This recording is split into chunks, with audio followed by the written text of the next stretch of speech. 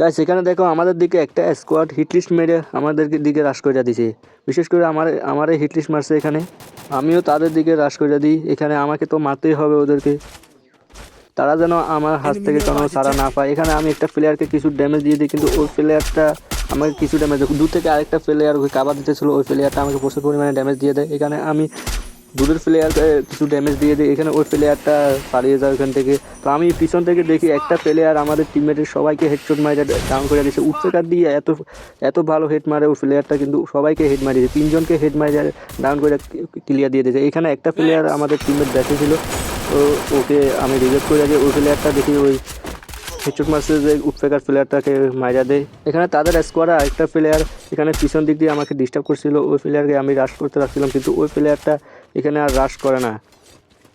আমি ওকে ফ্লাশ মারে ওকে আনার চেষ্টা করি, কিন্তু ও আসে না। আর পরে আমি পিছনে গিয়ে দেখি ওই প্লেয়ারটা আমাদের এখানে রাশ করে দেয়। এখানে আমি ওই প্লেয়ারটাকে কিছু পরিমাণে ড্যামেজ দিয়ে দিই।